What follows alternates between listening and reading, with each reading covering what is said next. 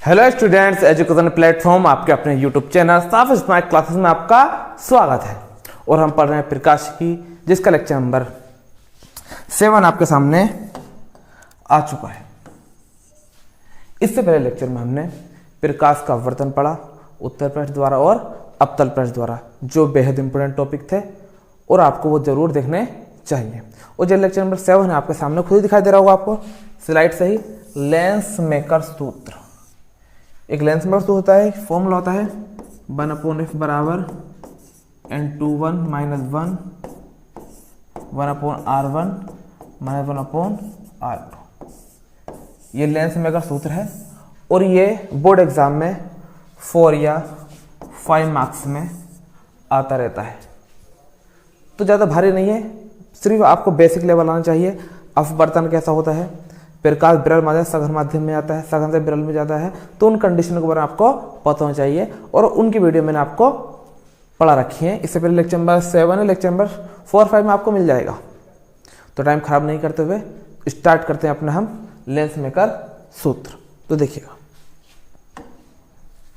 जो आज का टॉपिक है वो क्या है, लेंस मेकर सूत्र।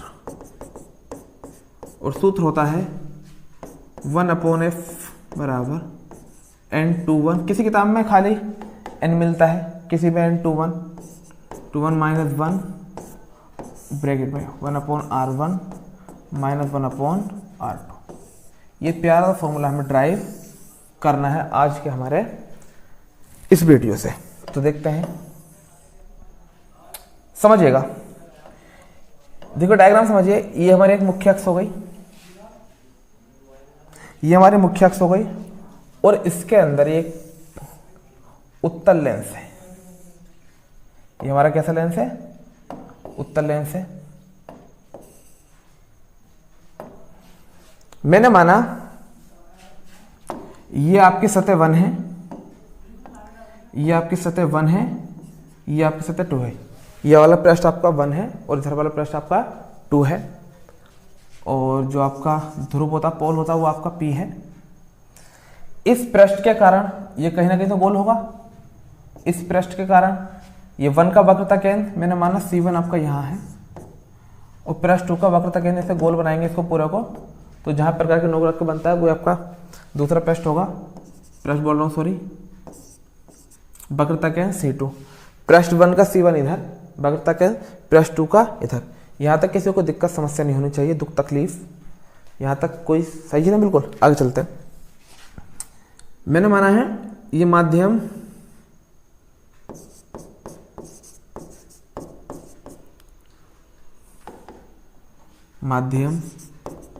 इधर विरल माध्यम है, अपवर्तनांक n1, इधर सघन माध्यम है, सॉरी देखो विरल हो गया, अंदर ये कांच है, लेंस तो हमारे कांच के बने हुए ज्यादातर। तो ये क्या हमारा सघन माध्यम है, अपवर्तनांक n2, बाहर फिर से क्या है, विरल है, अपवर्तनांक n1। विरल n1, विरल के लिए n1 यूज किया है और सघन के लिए हमने क्या यूज किया है, n2 यूज किया है। ठीक, मैंने माना कोई हमारी बिंदु वस्तु O यहां स्थित है, हमारा ऑब्जेक्ट यानी कि वस्तु कहां स्थित है, यहां स्थित है। अब देखो एक चीज समझिएगा, जब हमारे प्रकाश किरण विरल से सघन माध्यम में जाती है, मैं रिपीट कराता हूं, जब हमारे प्रकाश किरण विरल से सघन माध्यम में जाती है तो वह अभिलंब की ओर झुक जाती है, और जब किरण हमारी सघन माध्यम से विरल माध्यम में जाती है तो अभिलंब से दूर हट जाती है। तो वो टॉपिक समझेंगे। हमारी प्रकाश किरण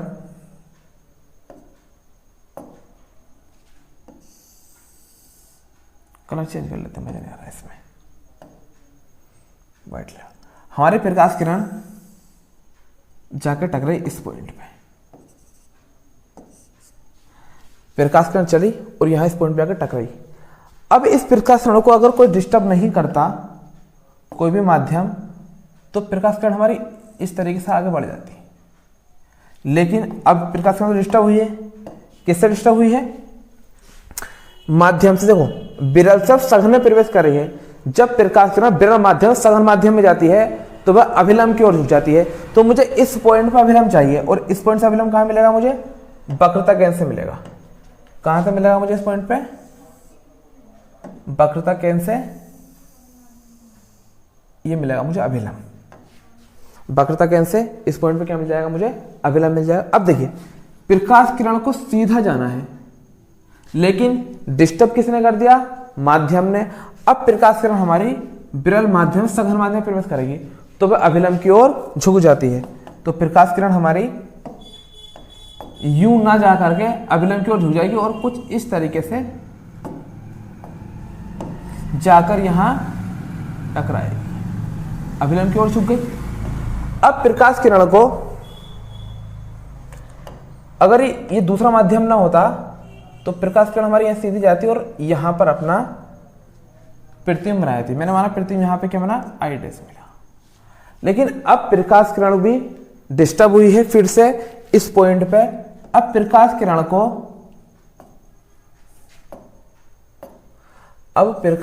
को सघन से विरल में जाना है। जब प्रकाश किरण सघन से विरल में जाती है तो वह अभिलंब से दूर हट जाइए। तो मुझे इस पॉइंट पे फिर से अभिलंब चाहिए, तो इस पॉइंट पर अभिलंब मुझे कहां से मिलने वाला है? यहां से। अगर मैं इस पॉइंट पर मिला मुझे अभिलंब, क्योंकि दूसरे पृष्ठ का वक्रता केंद्र C2 है, तो वक्रता केंद्र से सीधी लाइन खींची, वो क्या होता है? हमारा अभिलंब होता है। अब इस प्रकाश किरण को डिस्टर्ब नहीं करता, यहां जाती है, लेकिन प्रकाश किरण को डिस्टर्ब किया है किसने? माध्यम ने। अब प्रकाश किरण हमारी सघन से विरल में जा रही है तो क्या होगा? अभिलंब से दूर हटेगी। फिर से समझो, जब प्रकाश किरण विरल से सघन में गई तो अभिलंब की ओर, इसको जाना ऐसे था, अभिलंब की ओर झुक गई। लेकिन अब प्रकाश किरण को सघन से विरल में जाना है तो अभिलंब से दूर हट जाएगी। तो अभिलंब से दूर हटने का मतलब है, इसको जाना ऐसे था, अभिलंब से और दूर हटेगी तो प्रकाश किरण हमारी यहां जाएगी और फाइनल प्रतिबिंब हमारा यहां मिल जाएगा इस पॉइंट पे। मैंने हमारा प्रतिबिंब क्या बन जाएगा? आई। ठीक है। अब मैंने बताया था आपको, जिधर हमारी प्रकाश किरण होती है उधर की सब दूरी, जैसे प्रकाश किरण आती है, जिधर वस्तु रखी होती है उधर की सब दूरी माइनस में। इसका मतलब इधर की सभी दूरी माइनस में होने वाली है और उधर की दूरी सब होने वाली है प्लस में होने वाली है। ठीक है। तो आर्टिकल करना स्टार्ट करते हैं अपना हम। यहां तक की बात समझ में आ गई होगी। इसकी कैलकुलेशन करना स्टार्ट करते हैं, समझिएगा ध्यान से। तो करें।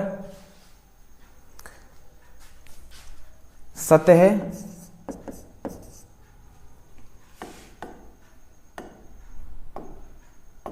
तो सतह 1 पर कैलकुलेशन करते हैं। सतह 1 पर अपवर्तन,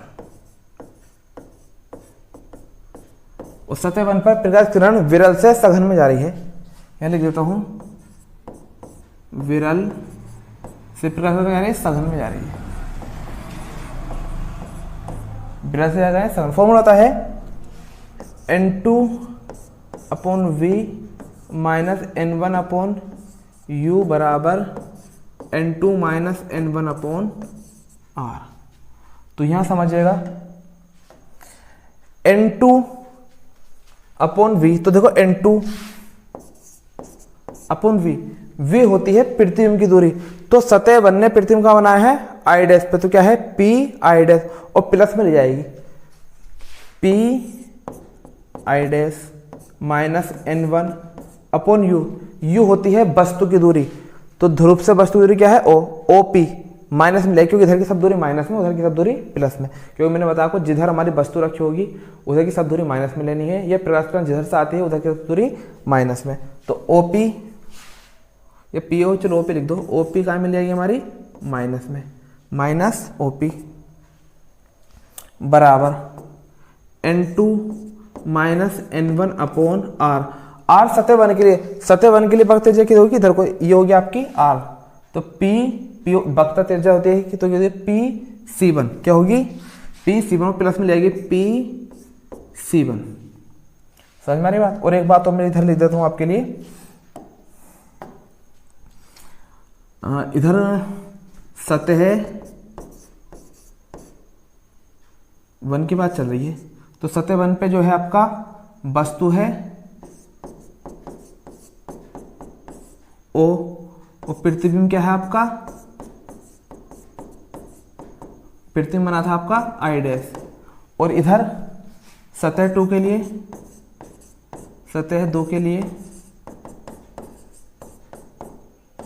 वस्तु है आपकी, सतह 2 के लिए वस्तु है आपकी I डैश, और प्रतिबिंब है आपका I, प्रतिबिंब क्या आपका I। तो करते हैं, ये बन जाएगा समीकरण 1। चलो थोड़ा और सॉल्व कर लेते हैं इसको। क्या बचेगा, N2 upon PI dash minus minus plus N1 upon OP बराबर N2 minus N1 upon PC1। समीकरण नंबर हो गई आपकी 1। इसे एडजस्ट कर देते हैं बस।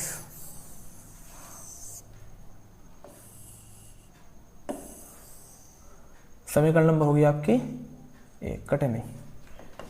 उसके बाद निकालेंगे सतह 2 पर, सतह 2 पर अपवर्तन,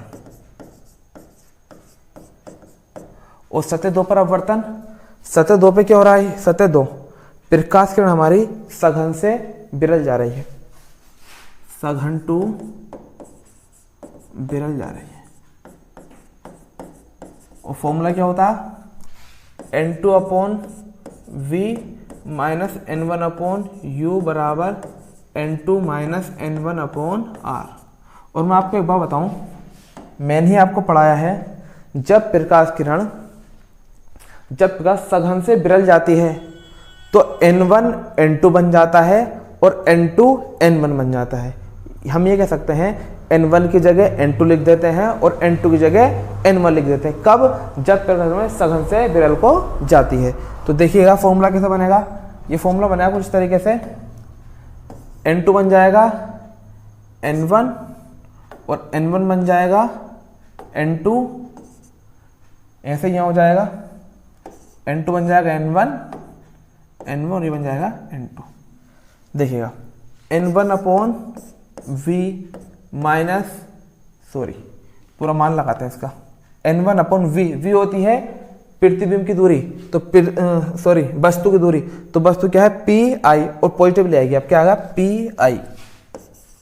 PI minus N2 upon U। देखो U भी आपका इधर ही बन रहा है, तो P, क्योंकि देखो सतह 2 के लिए जो आपका वस्तु है वो क्या है I डैश है, तो क्या होगा PI डैश, किस में ले आएगा, प्लस में ले आएगा, क्या हो जाएगा PI डैश बराबर N1 minus N2 upon R। देखो R के लिए आएगा, R देखो सतह 2 के लिए, सतह 2 इधर से गोल बनेगा, तो इसका बगता चयन कहाँ होने वाला आपको, इधर मिलेगा, तो PC2 वो कहाँ मिलेगा, माइनस में, माइनस PC2। समीकरण नंबर हो गई आपकी 2। और अब देखिएगा इसको भी थोड़ा छोटा कर देता हूँ सबको, क्योंकि कैलकुलेशन ज़्यादा है और सभी एक ही स्लाइड पे लानी है मुझे। तो लिखेंगे आप समीकरण 1 व 2 को जोड़ने पर, समीकरण 1 व 2 को जोड़ने, कितना गंदा लिखा गया, जोड़ने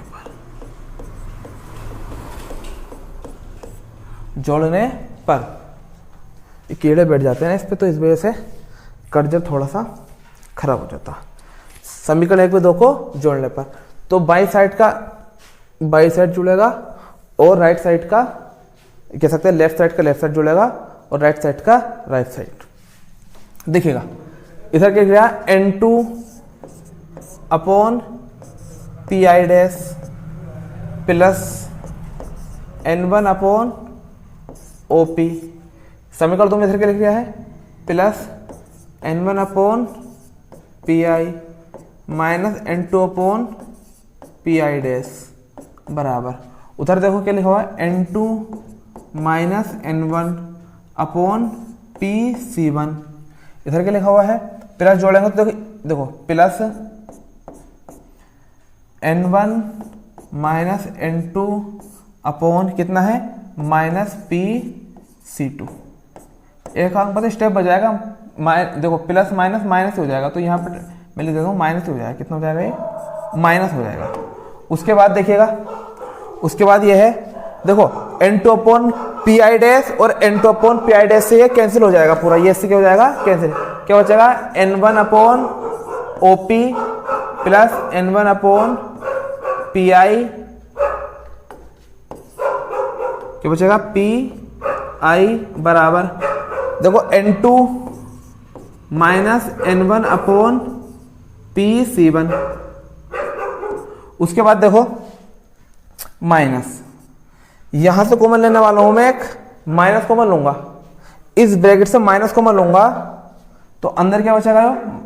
माइनस कॉमन लूंगा तो ये माइनस से बाहर कॉमन आता है प्लस हो जाएगा प्लस, और अंदर बचेगा N2 minus N1 upon P(C2)। समझ में आया स्टेप? फिर से समझो, बाहर पहले ही एक माइनस था, देखो पूरा समझाओ दोबारा। बाहर क्या था? एक पहले क्या था? माइनस था। मैंने इसके अंदर से माइनस कॉमन लिया तो ये क्या हो जाएगा? माइनस माइनस प्लस हो जाएगा, और ये N2 माइनस N1 बन जाएगा। क्या बन जाएगा हमारा? ये N2 माइनस N1 वो कितना है? P(C2)। उसके बाद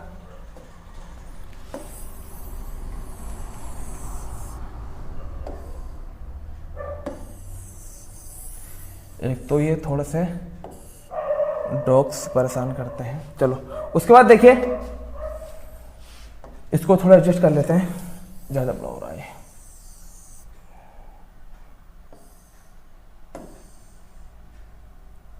इसको फॉर्मूला को यहाँ से रफ ही कर देता हूँ पूरा को।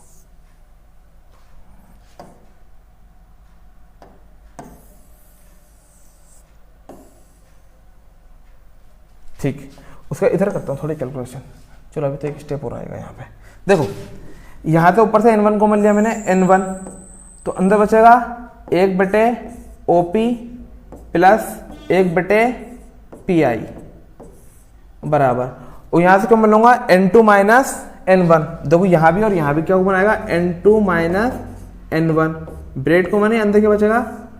1/CP1 plus 1/PC2।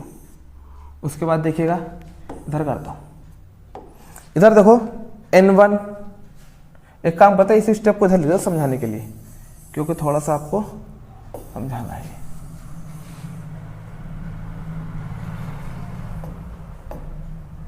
योग का पी आ गया, यहाँ से क्या था यहाँ पे?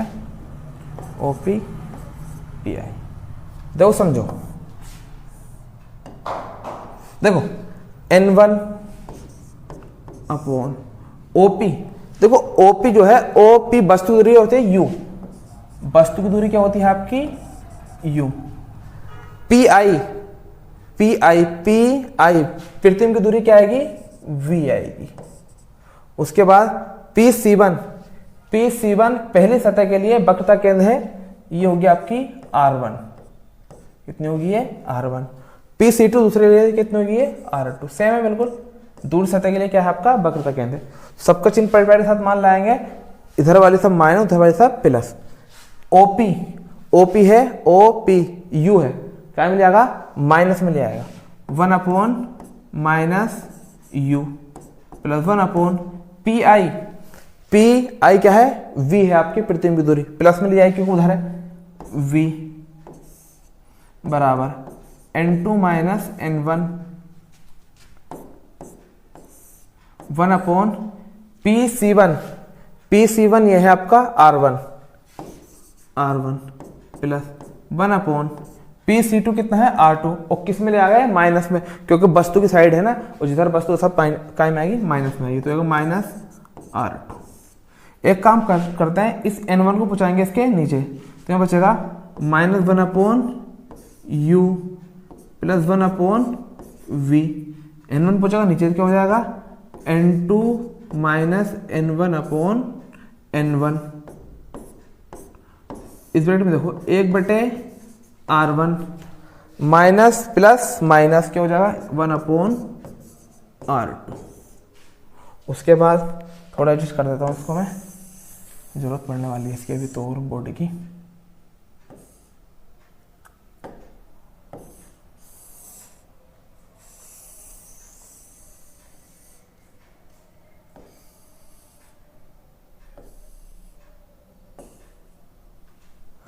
ठीक है, उसके बाद समझिएगा, इसको लिख लेता हूं मैं 1/v को पहले तो 1/v माइनस 1/u बराबर इस n1 को n2 से अलग करूंगा और n1 के नीचे अलग करूंगा तो हो जाएगा n2/n1 माइनस n1/n1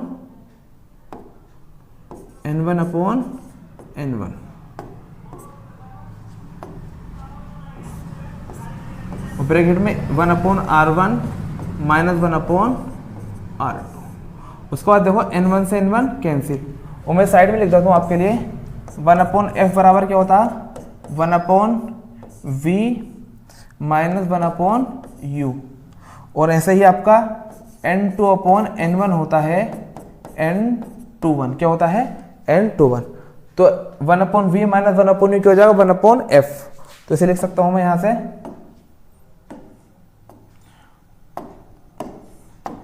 1/f इस पूरे को, क्योंकि देखो 1/v माइनस 1/u क्या होता 1/f होता 1/f बराबर ये बचा है n2/n1 और ब्रैकेट में 1/R1 माइनस 1/R2 और मैंने अभी यही बताया है n2/n1 क्या होता है n21 और यहाँ से -1 भी तो बचेगा, यहाँ से क्या बचेगा और -1। अच्छा एक स्टेप बढ़ा ही लेते हैं तो देखो यहाँ से बचेगा n2/n1 माइनस पूरा कहते हो कितना बचेगा 1, ये n2/n1 है।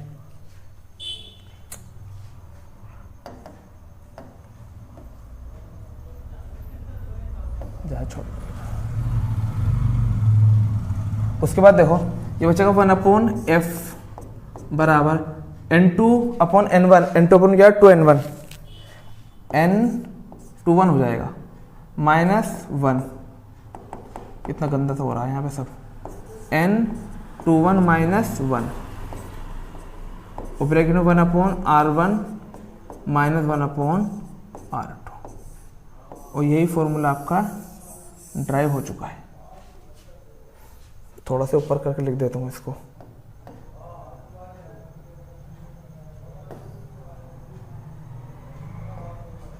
ठीक से लिख देते हैं इसको। हाँ क्या बचा था हमारा 1/f ये हो जाएगा n21 -1 और ये हो जाएगा 1/R1 माइनस 1/R2।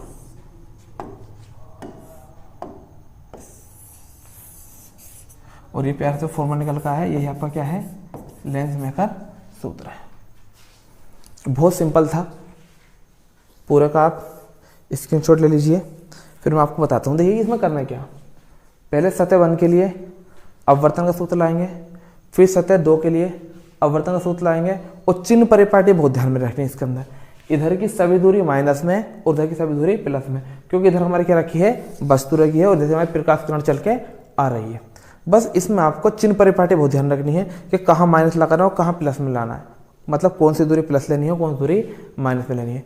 सतह 1 के लिए बर्तन लगाओ, सतह 2 के लिए बर्तन लगाओ, समीकरण 1 बनेगी, समीकरण 2 बनेगी, दोनों समीकरण को जोड़ दो, बाकी सब क्या है मामूली सी कैलकुलेशन है और आपको ये सब फॉर्मूला ड्राइव हो जाएगा। इतना भारी इसके अंदर कुछ भी नहीं है, लेकिन बोर्ड एग्जाम की दृष्टि से ये बेहद ज़्यादा इंपॉर्टेंट क्वेश्चन है।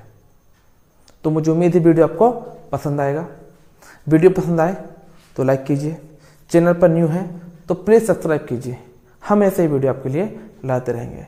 आपके देखिए लाइक कमेंट से हमारा मोटिवेट होता हूँ, मैं खुद भी पढ़ता हूँ सब। मुझे ये मान के चलो कि कभी कभी ऐसा होता है कि मन ऐसा हो जाता है कि बस वीडियो बनाना बंद कर दो जब आप लाइक कमेंट नहीं करते तो। लेकिन ये हिंदी मीडियम वीडियो आप के लिए बनाई जाती हैं, तो कम से कम आप लाइक करके कमेंट करके हौसला अफजाई कर सकते हैं।